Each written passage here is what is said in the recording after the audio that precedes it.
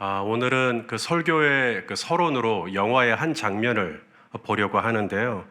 제60회 칸 영화제 아직 아닙니다. 제가 보여달라고 할 때 보여주십시오. 제60회 칸 영화제 여우주연상, 제6회 대한민국 영화대상 최우수 작품상, 최우수 감독상, 남우주연상, 여우주연상, 제44회 백상예술대상, 제45회 대종상 영화제 최우수 감독상 등 뭔지 아시겠어요? 이렇게만 해가지고는 무슨 영화인지 전도연 그리고 송강호 주연의 밀양입니다. 어느 한 그 영화 그 칼럼니스트는 한국 영화에서 가장 위대한 영화를 밀양으로 꼽는 분도 계시더라고요.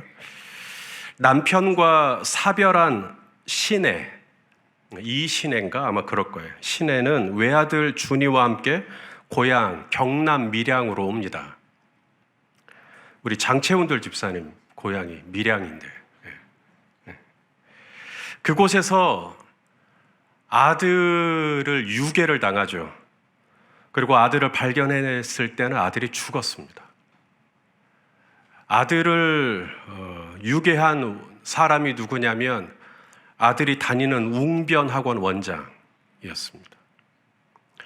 그러니까 신혜는 졸지에 남편도 잃었는데 이제 아들도 하나밖에 없는 아들도 잃은 것입니다.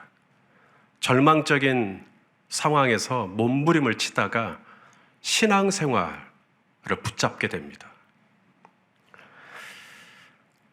나중에는 은혜가 들어가고 믿음이 들어가니까 내 아들을 죽인 그 웅변학원 원장도 용서해야 되겠다 이런 마음까지 갖게 됩니다. 그래서 마음으로만 용서할 게 아니라 얼굴을 보고 내가 용서해 주겠다라고 말을 해야겠다. 그래서 원장이 수감되어 있는 교도소를 찾아가 원장을 면회를 신청을 하죠. 그리고 원장을 만나는데 자기 아들을 죽인 살인마 아닙니까? 그 원장의 얼굴이 너무 편해 보이는 겁니다. 너무 좋아 보이는 거예요. 어떻게 이렇게 얼굴이 좋은가 봤더니 이 원장도 교도소에서 예수님을 만난 거예요. 신앙생활을 한 거예요. 자, 이제 그 영화의 한 장면을 잠깐 보도록 하겠습니다.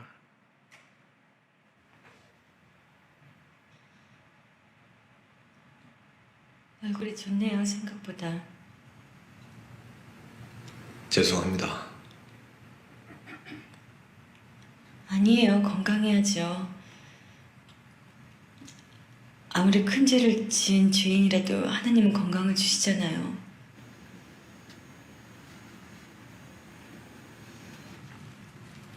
잊고 오다가 길가에 핀 걸 꺾어왔어요. 이 안에선 꽃 보기 힘들잖아요. 예쁘죠? 이 예쁜 꽃도 하나님이 우리에게 주신 선물이에요. 내가 오늘 여기 찾아온 건요, 하나님의 은혜와 사랑을 전해주러 왔어요. 나도 전에는 몰랐어요. 하나님이 계시다는 것도 절대 안 믿었어요. 내 눈에 안 보이니까 안 믿었죠. 그런데 우리 준이 때문에 하나님의 사랑을 알고 비로소 마음의 평화를 얻고 새 생명을 얻었어요. 그분의 사랑과 은혜를 느낄 수 있다는 게 얼마나 감사하고 행복한지 몰라요. 그래서 내가 여기까지 찾아온 거예요. 그분의 사랑을 전하기 위해서요. 고맙습니다. 정말 고맙습니다. 준이 어머니한테 우리 하나님 아버지 이야기를 듣게 되니 참말로 감사합니다. 저도 믿음을 가지게 되었거든요. 요 교도소에 들어온 뒤로 하나님을 가슴에 받아들이게 됐습니다. 하나님이 이 죄 많은 인간한테 찾아와 주신 거지. 그래요? 하나님을 알게 됐다니 다행이네요. 예, 얼마나 감사한 일입니까? 하나님이 이 죄 많은 놈한테 손 내밀어 주시고 그 앞에 엎드리가 지은 죄를 회개하도록 하고 제 죄를 용서해 주셨습니다.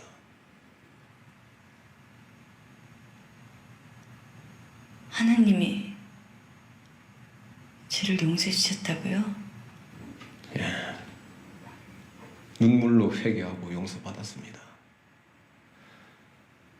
그러고 나서부터 마음의 평화를 얻었습니다. 아침에 일어나자마자 기도하고 하루하루가 얼마나 감사한지 모릅니다.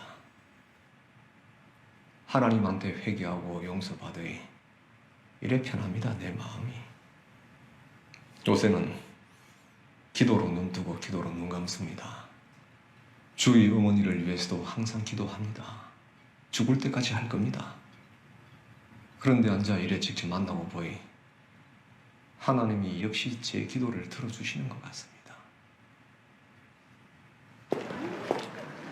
솔직히 난 걱정 좀 했었는데 잘 됐습니다. 처음에 딱 들어오는데 얼굴이 뻔하요. 너무 얼굴이 좋아 보이더라요. 야, 교도소 들어앉은 죄인 치고는 얼굴이 너무 좋아 보인다. 난 속으로 그렇게 생각했는데 알고 보니 그 친구도 하나님을 믿게 됐답니다.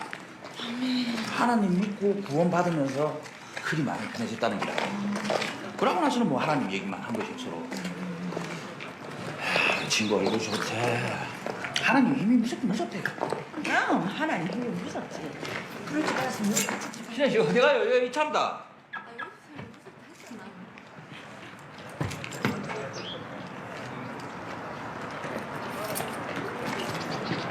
이신혜 씨, 뭐노? 우리 먼저 간다.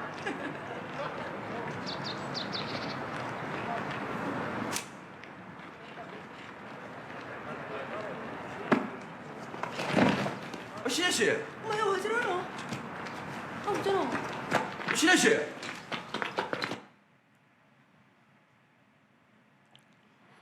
계속 보고 싶어요? 많은 사람들이 이 장면을 보고 불편해합니다. 어떤 댓글은 역겹다고 하더라고요. 교회가 원래 저런 곳이냐고. 어떤 잘못을 저지르고도 하나님께만 용서받으면 끝인 거냐고. 가해자가 어떤 짓을 저질렀든지 상관없이 교회만 가면 교회는 다 용서해 주시는 거냐고.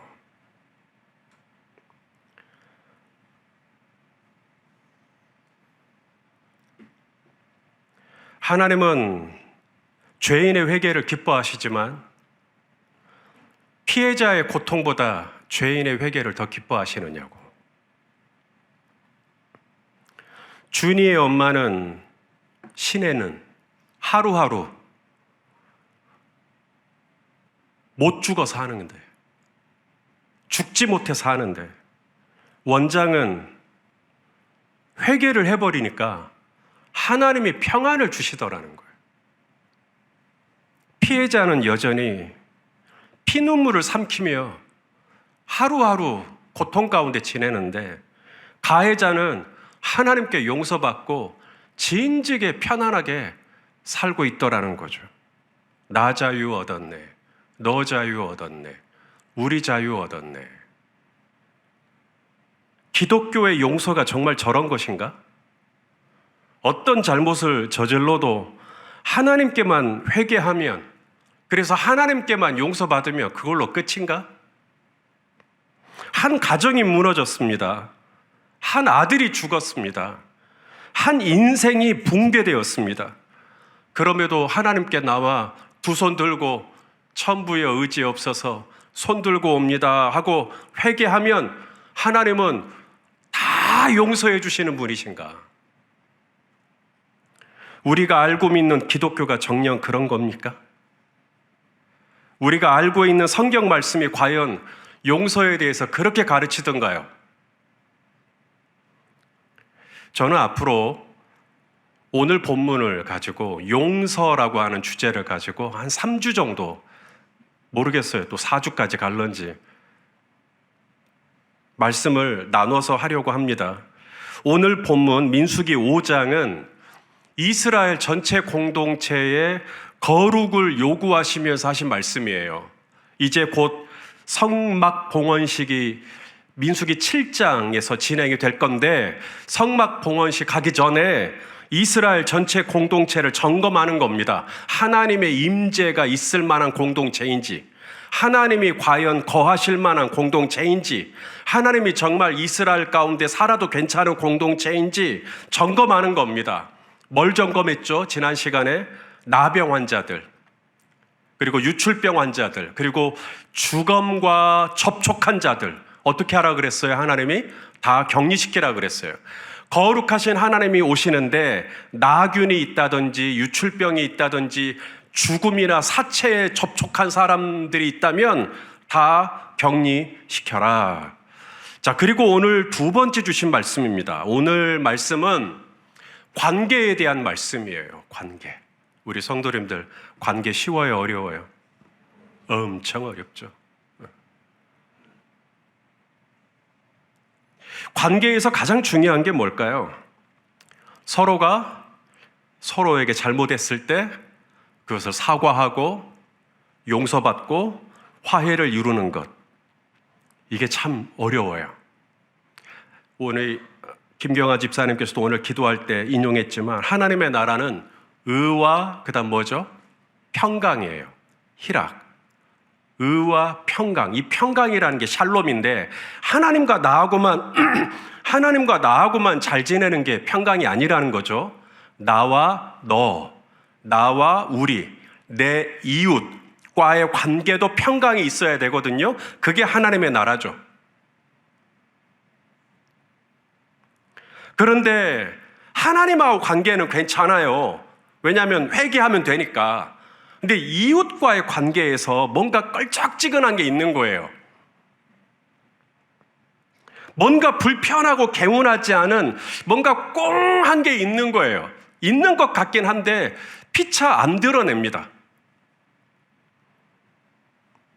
하나님이 과연 그 공동체에 임하겠는가? 제가 일전에 오래됐는데 병원 신방을 갔어요. 병원 신방을 갔다가 한 5분 있다가 나왔어요. 왜 그랬는지 아셔요? 분위기가 방금 전에 환자하고 보호자하고 싸웠어요. 딱 들어가서 몇 마디 나눠보는데 얼굴 표정이며 말투며 서로를 이렇게 하는 거며, 내가 여기서 무슨 신방을 하겠다고 좋은 말씀을 전하겠다고 기도를 하겠다고 할 수가 없는, 왜냐하면 둘이 너무 냉랭해 있으니까. 그래서 그냥 거의 튕겨 나오다시피 그냥 나왔어요. 하나님도 그럴 거라는 거죠. 하나님이 이제 임재하실 건데 이스라엘 공동체가 서로 화목하고 서로 용서하고 서로 품어주고 서로 용납하고 평안에 매는 줄로 하나가 되면 가장 좋은 것이지만 그게 안 될 것 같으니까 오늘 하나님이 한 번 더 점검하시는 겁니다. 너희가 서로 잘못한 거 있으면 용서를 구해라. 용서를 구해라. 그래야 하나님의 나라가 임할 수 있다. 마태복음 5장 23절, 24절 읽어보겠습니다. 시작. 그러므로 예물을 제단에 드리려다가 거기서 내 형제에게 원망들을 만한 일이 있는 것이 생각나거든 예물을 제단 앞에 두고 먼저 가서 형제와 화목하고 그 후에 와서 예물을 드리라. 이 말씀 누가 있죠? 베드로가 있나요? 누가가 있나요? 예수님이 하신 말씀입니다. 산상수훈에서. 지금 예물을 제단에 드린다는 것, 지금 예배 드리고 있다는 얘기잖아요. 예배를 드리고 있는데 주님이 잠깐 스톱. 왜요? 원망 들을 만한 일이 생각난 거예요. 내가 아내한테 왜 내가 그렇게 얘기했을까? 내가 우리 아들한테 왜 그렇게 얘기했을까? 우리 아들이 참 서운했겠다. 원망 들을 만한 일이 생각이 나는 거예요. 우리 집사님, 내가 카톡이 왔는데 내가 카톡을 내가 답변도 못하고 서운했겠다. 이게 딱 생각이 난 거예요. 그러면 먼저 가서 화해를 해라. 그 다음에 와서 예배를 드려라. 왜냐하면 하나님이 임재하려고 하는데 서로 화해, 이게 그렇게 중요한 거예요. 아니, 하나님 앞에 회개하고 하나님께 기도하고 하나님께 용서받고 하나님께 헌신하고, 그럼 아니요. 하나님은 내려놓으라는 거예요. 예물을 제단 앞에 내려놓으라는 거예요. 그리고 먼저 가서 네 아들하고 네 배우자하고 네 딸하고 먼저 관계 회복을 하라는 거예요. 이게 그렇게 중요하다는 거예요. 오늘 민수기 5장에서도 이제 민수기 7장에서 성막 봉헌식을 하게 될 건데, 이스라엘 공동체가 어떤 공동체로 하나님의 임재를 준비하는 공동체가 되어야 하느냐라고 할 때 우리는 뭐 어떤 프로그램을 생각할지도 모르겠어요. 조명을 뭘 부르고 음악을 뭐로 하고 음식은 뭐로 하고 막 이런 거 생각할지 모르겠어요. 근데 하나님은요, 관계를 먼저 점검하라는 거예요. 어떤 행사나 프로그램이 아니라는 거예요. 너희가 서로 원망 들을 만한 일이 혹시 걸리는 게 있으면 가서 용서를 구하고 화해를 이루고 그렇게 하나님의 임재를 준비하라. 자, 그러면 어떻게 우리가 서로 용서하고 또 용서를 받을 수 있을까? 자, 성도 여러분, 하나님께 용서받는 게 쉬울까요? 사람에게 용서받는 게 쉬울까요? 다시 질문 드릴게요. 하나님께 용서받는 게 쉬울까요? 사람에게 용서받는 게 쉬울까요? 솔직히 하나님입니다. 왜요? 왜 하나님께 용서받는 게 쉬울까요? 하나님은 보여요, 안 보여요? 안 보여요. 그래서 쉬워요. 하나님은 영이세요. 하나님은 안 보이세요. 그래서 하나님께 용서받는 건 쉽습니다. 하나님의 얼굴 표정, 하나님의 말투, 이런 게 잘 안 보여요. 그냥 내가 용서를 구하면 하나님이 나를 용서해 주셨겠거니 하고 믿어요. 그러니까 마음이 편해버려요. 사람에게 용서를 구하는 건 완전히 다른 문제가 됩니다. 왜냐하면 대면을 해야 되거든요. 얼굴을 봐야 되거든요. 그리고 용서를 구해요. 근데 이분이 내가 용서를 구할 때 내 용서를 받아둘지 확신이 있어요, 없어요? 이게 있을 수도 있지만 없을 수도 있단 말이에요. 이분이 내가 아무리 찾아가서 미안해요 라고 해도 할 수도 있는 것이고, 오히려 더 이분이 더 막 성을 내고 관계가 더 어그러질 수도 있는 것이고, 그래서 사람에게 용서받는 건 하나님께 용서받는 것보다 훨씬 더 어려운 문제입니다. 하나님은 내가 용서를 구하면 어떻게 나올 거라는 게 예상이 돼요. 하나님은 나를 멀리서부터 나를 알아보고 달려와서 나를 끌어안고 나에게 입을 맞추고 나를 막 용서해 주실 것 같아. 근데 사람은요, 하나님 형제님 죄송해요, 미안해요 라고 했을 때 저 아름 형제가 과연 어떻게 나올 것이냐. 목사님도 실수할 수 있죠. 목사님도 사람이니까요 라고 저를 받아줄 것이냐. 목사님은 그럴 줄 몰랐습니다 하면서 삐져가지고 말도 안 하고, 지금도 저랑 얼굴도 안 마주치고, 지금은 저랑 너무 잘 마주치지만 또 그럴 거냐. 이게 예상이 안 돼요. 그럼에도 성경은 뭐라고 말씀할까요? 성경에서 용서는 이렇게 말합니다. 하나님께 잘못했으면 하나님께 당연히 자백해야 하지요. 사람에게 잘못해도 사람에게 자백을 하라고 말씀하십니다. 죄송합니다. 잘못했습니다. 자, 오늘 본문 6절과 7절 같이 읽겠습니다. 시작. 이스라엘 자손에게 이르라. 남자나 여자나 사람들이 범하는 죄를 범하여 여호와께 거역함으로 죄를 지으면 그 지은 죄를 자복하고 그 죄값을 온전히 갚되 5분의 1을 더하여 그가 죄를 지었던 그 사람에게 돌려줄 것이요. 여러분, 이게 성경입니다. 하나님의 말씀입니다. 아멘입니까? 아멘 해주십시오. 왜냐하면 하나님 말씀이니까요. 모세의 도덕 교훈이 아니잖아요. 하나님의 말씀이세요. 지금 하나님의 시내산에서 이스라엘에게 말씀하고 있는 내용입니다. 영화 밀양에서 보여준 모습은 참된 기독교의 용서의 모습이 아닙니다. 성경적인 용서의 모습이 아닙니다. 이 영화의 감독은 의도적으로 문제의식을 갖게 하기 위하여 편집해서 한 부분을 우리에게 보여준 것일 뿐입니다. 성경이 우리에게 진실로 가르쳐주고 있는 용서의 모습이 있습니다.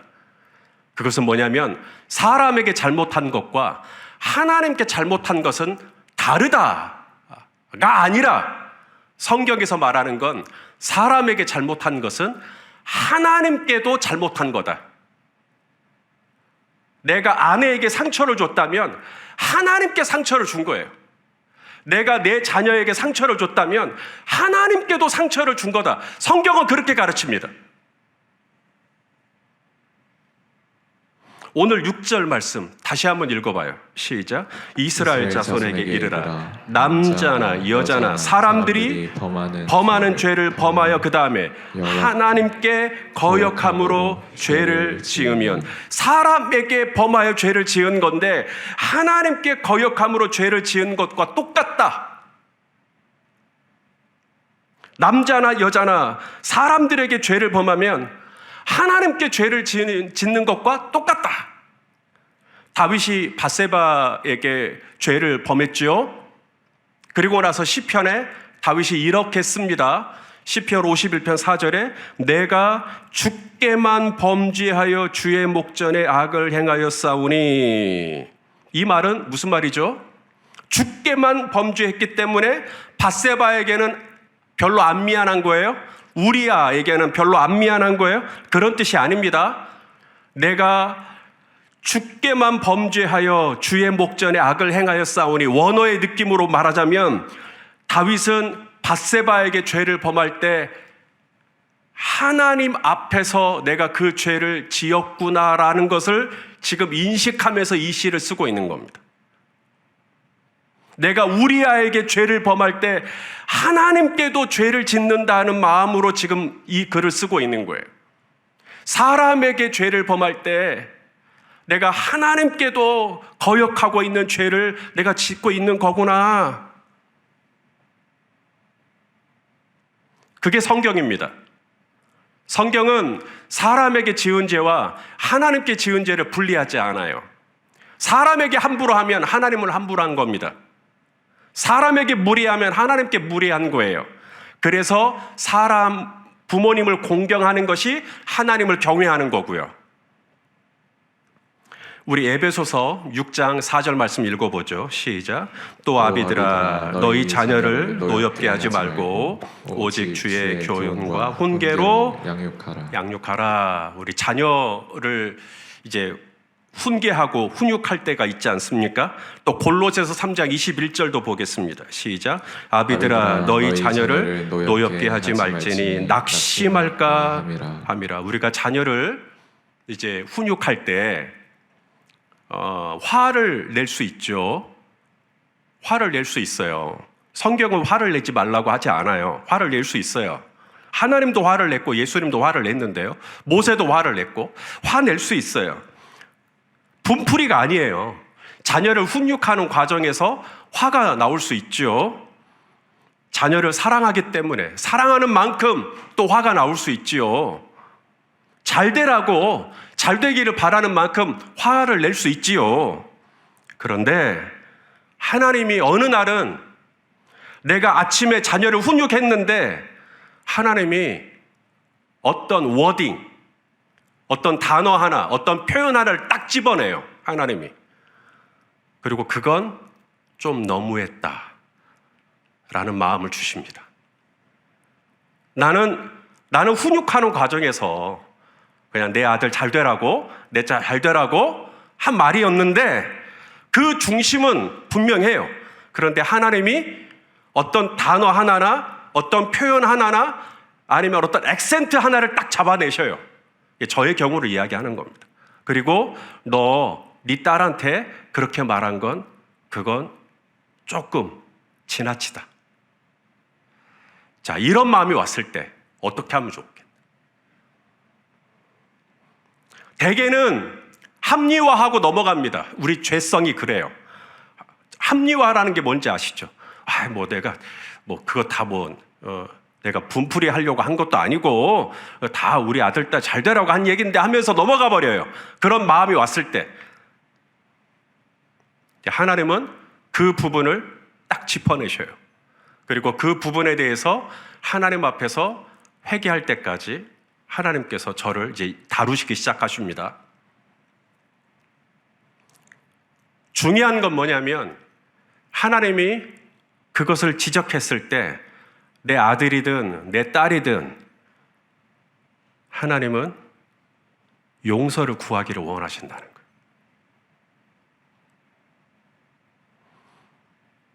우리가 서로에게 잘못할 때 나는 저 사람에게만 잘못했다가 아니라 내가 그분의 마음을, 내가 그 배우자든 자녀든 아프게 하는 동안 우리 하나님이 너무너무 아파하셔요. 난 네가 그 말할 때, 네가 네 아내한테 그렇게 쏘아붙일 때 내 마음이 너무 아팠다. 그거 너 진심도 아니었잖아. 근데 너 그렇게 꼭 아내한테 그렇게까지 이야기를 해야겠어? 그러면서 하나님이 막 제 앞에서 우시는 것 같아. 내가 아내의 마음을 아프게 할 때 하나님의 마음도 엄청 아프겠구나. 내가 자녀를 노엽게 할 때, 그래서 자녀가 낙심하게 된다면, 이것은 골로새서 말씀을 어긴 거죠. 왜냐하면 자녀를 낙심하게 해버리면 안 되는 거잖아요. 근데 낙심하게 해버린다면 말씀을 어긴 것이 되기 때문에 하나님께 죄를 짓는 것이 되죠. 그러므로 하나님은 어떻게 말씀하신다고요? 용서를 구해라. 원망 들을 만한 사람, 그게 배우자든 자녀든 성도든 뭐 목장 식구든 누구든 생각나거든. 왜 생각나겠어요? 하나님이 생각나게 해주시는 거죠.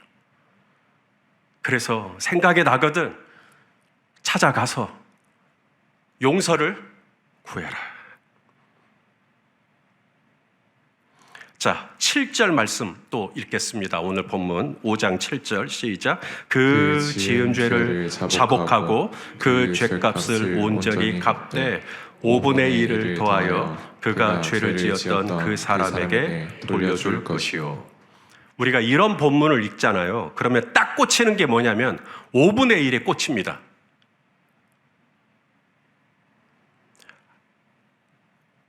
하나님이 강조하고자 하는 메인 메시지는 5분의 1이 아니에요.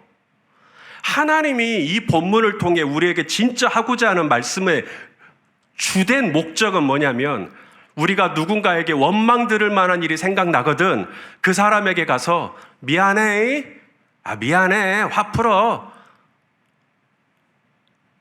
라고 하지 말라는 겁니다. 말로만, 혀로만 미안해 라고 하지 말고 5분의 2의 일은 뭐냐면 책임을 다하라는 겁니다. 물론 명확한 수치로 예를 들어 제가 100만 원을 훔쳤어요. 100만 원을 훔쳤다면 다시 돌려줄 때 5분의 1을 더해서 120만 원을 돌려준다. 뭐 그렇게 모든 문제가 용서와 화해가 이렇게 수치적으로 딱 떨어지면 얼마나 좋겠습니까마는 그게 아니죠. 내 자녀를 노엽게 했어요. 그럼 거기서 5분의 1을 더한다라는 게 뭘 의미하겠어요?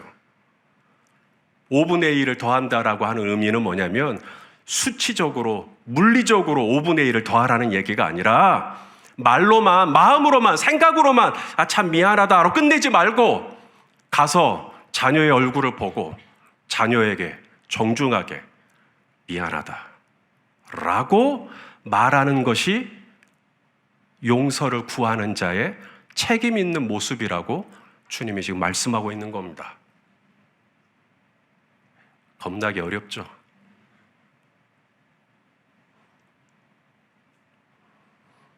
우리가 훈육하는 과정에서 그 말을 하면 안 되는데 어떤 말을 해버렸단 말이에요.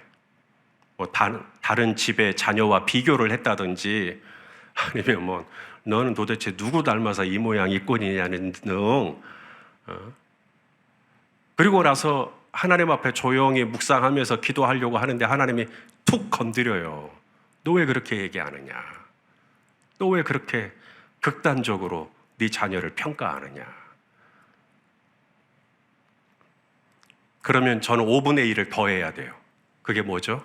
편지를 쓴다든지, 그냥 카톡만 하는 게 아니라 편지를 쓴다든지, 아니면 저녁에 저희 딸이 좋아하는 햄버거를 하나 사가지고 들어간다든지 배상을 하는 거죠. 그게 5분의 1의 의미예요. 말로만 미안하다가 아니라 정말로 내가 미안한 마음을 표현하는 것입니다. 이게 성경이 가르쳐주는 참된 용서의 모습이에요. 성경은 우리에게 절대로 말로만 용서하라고 말하지 않아요. 시내가 교도소의 면회를 찾아왔을 때 아들 준이를 유괴하고 죽였던 원장이 했어야 했던 말은 하나님이 나를 용서해 주셔서 평안하다가 아닙니다. 그 고백은 또 다른 폭력이요.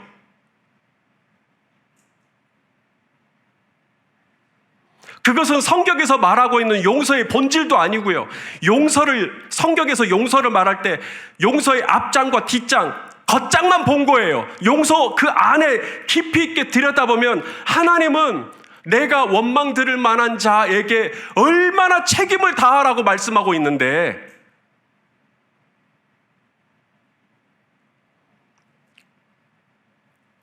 원장이 했어야 했던 배상 5분의 1의 의미입니다. 이거예요. 첫째는 시내가 찾아왔을 때 자백해야 합니다. 자신이 지은 죄를 정직하게, 겸손하게, 제가 죄를 지었습니다. 제가 당신의 마음을 아프게 해드렸습니다. 라고 하면서 이야기를 해야 돼요. 그 다음 두 번째는 하나님께 용서해 주셨고 하나님이 나를 용서해 주다 같이 이렇게 편안합니다. 장난해요? 그건 하나님이 가르쳐준 용서가 아닙니다. 시내에게 용서를 구해야 됩니다. 정말 겸손한 마음으로 용서를 구해야 합니다. 성경은 그렇게 말합니다. 자복하라고. 사람에게 가서 자복하라고. 그리고 세 번째, 말로만 하지 말고 책임을 다하라고 말합니다. 수감 중에 노동을 하면 수입이 어느 정도 생긴다고 해요. 그 수입의 일정 부분을 바깥에서 남편과 아들을 잃은 슬픔 가운데 있는 시내를 위로하는 조그마한 물질을 보내줄 수도 있었겠죠. 아니면 기존에 본인이 가지고 있던 태권도 학원을 했으니까, 웅변 학원을 했으니까 가지고 있던 재산 중 일부를 정리해 피해자에게 건넬 수도 있었을 겁니다. 피해자나 가족들이 이제 정식과 상담을 한다 그러면 상담비를 지원할 수도 있었을 겁니다. 경제적인 일정 부분을 지원하는 것으로 본인이 할 수 있는 책임을 다하려고 하는 태도, 성경은 거기까지가 용서를 구하는 자세라고 말씀하는 겁니다. 저 하나님이 용서해 주셨어요. 저 그래서 편안해요. 그건 아니에요. 성경이 말씀하고 있는 용서의 깊이는 결코 얕지 않습니다. 오늘은 시간 관계상 내가 죄를 지은, 내가 원망 들을 만한 일을 했던 어떤 가해자의 입장에서 어떻게 피해자에게 다가가 자백을 하고 합의를 이루고 화목을 이룰 수 있을 것인가에 대해서 오늘은 말씀을 나눴어요. 기독교의 용서를 더 깊이 이해하려면 가해자의 입장만 들여다봐서는 안 됩니다. 진짜 중요한 건 피해자의 입장으로 들어가 봐야 됩니다. 그건 다음 시간에 나누려고 합니다. 자, 말씀을 정리할게요. 시내도 하나님을 만났어요. 그리고 가해자를 용서할 마음을 갖게 됐어요. 가해자도 교도소에서 하나님을 만났어요. 그리고 자신의 죄가 용서받았음을 감사하고 있어요. 그렇다면 여러분, 시내도 하나님 만났고 원장도 하나님 만났으니 이제 성막 봉헌식 날 하나님이 임재하실까요? 아니요. 임재하지 않습니다. 가해자는 그렇게 평안한데요. 피해자도 용서해 주겠다고 하는데요. 그래도 하나님은 임재하지 않으십니다. 왜 그럴까요? 두 사람 다 하나님과의 관계에서는 화목을 다 이뤘어요. 중요한 게 바로 이 시내와 원장 사이, 바로 이 피해자와 가해자 사이에 아직 온전한 화목이 이루어지지 않았어요. 이 부분에 대해서도 계속 다음 주에 나누려고 합니다. 오늘의 메시지는 이거예요. 우리가 사람에게 뭔가 잘못을 했을 때 사람에게만 잘못한 게 아니라 하나님께도 잘못한 거다. 그러므로 우리는 하나님께 용서를 구해야 돼요. 원장은 여기까지는 했어요. 하나님께도 잘못한 거니까 하나님께 용서를 구한 거, 여기까지는 원장이 잘했어요. 그러나 하나님께 회개한 것으로 끝나지 않는다. 기독교의 용서는 하나님께 회개도 해야 되지만 동시에 내가 피해를 입힌 그분을 찾아가 정중하게 용서를 구하셔야 합니다. 말로만이 아니라 책임 있는 용서를 빌어야 된다. 사랑하시는 성도 여러분, 하나님은 이스라엘 공동체에게 그러셨듯 우리 열린 베델교회 이 공동체에도 우리 주님은 거하시기를 원하시는 줄로 믿습니다. 우리가 어떤 공동체가 되어야 할 것이냐, 우리가 의리의리한 건물을 지은 공동체가 되는 것이 중요한 게 아니라 우리가 서로 화목한 공동체가 되는 것, 너희가 힘써 하나님을 지키는 공동체가 되는 것, 이것은 구호로 완성되지 않아요. 서로 축복성을 부른다고 완성되는 것도 아니고요. 나병에 걸린 사람, 유추병에 걸린 사람, 주검에 손을 댄 사람, 그들을 격리시켜라. 이건 진짜 어떻게 보면 쉬운 일이에요. 이건 눈 딱 감고 잠깐만 우리 진영 밖으로 나가 있어 라고 격리시키면 되니까 이건 좀 쉬운 일이에요. 진짜 어려운 건 5절에서 10절이에요. 더 어려운 건 이제 10절, 11절부터 나오는 또 문제이긴 한데 아무쪼록 5절부터 10절 이것도 너무너무 어려운 숙제예요. 이 말씀을 묵상하고 말씀을 준비하는데 계속해서 하나님이 저에게 메시지를 주시는 거예요. 제가 그 분량을 다 감당할 수가 없어요.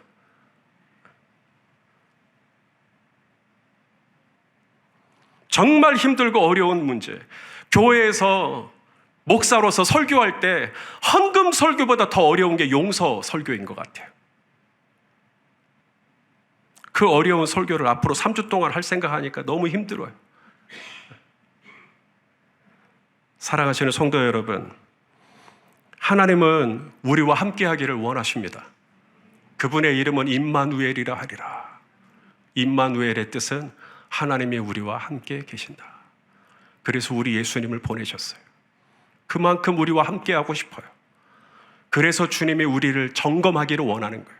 열린 베델교회 준비됐니? 너희 서로 하나 됐어? 너희 장로들 하나 됐느니? 너희 항종직들 하나 됐니? 목장원들과 하나 됐니? 지금 이거 점검하라고 말씀하시는 거예요. 힘들고 어려울 수 있지만 내 힘으로는 용서를 구하는 것도 용서를 해주는 것도 너무너무 어려울 수 있지만 오직 주님의 은혜로 우리 공동체가 서로의 허물을 덮어줄 수 있는 사랑의 공동체, 사랑의 종소리가 나는 공동체, 서로의 마음을 받아줄 수 있는 공동체, 흉내라도 내보는 그런 초자연적인 은혜가 이 공동체에 임할 수 있기를 주님의 이름으로 축원합니다. 기도하시겠습니다. 하나님, 아무리 힘들어도 피할 수 없는 이 용서의 문제를 우리에게 말씀하여 주시니 감사합니다. 주님, 우리 힘으로는 할 수 없지만 주님이 은혜 주시면 우리도 하나 될 수 있을 줄로 믿습니다. 하나님, 우리에게 가르쳐 주셔서 내가 마음 아프게 한 사람들 내가 찾아가서 용서할 때 주여 화해를 이룰 수 있게 하여 주시옵시고, 그래서 우리 공동체가 하나님이 거하시기에 합당한 그런 공동체가 될 수 있도록 주여 인도하여 주시옵소서. 예수님의 이름으로 기도합니다. 아멘.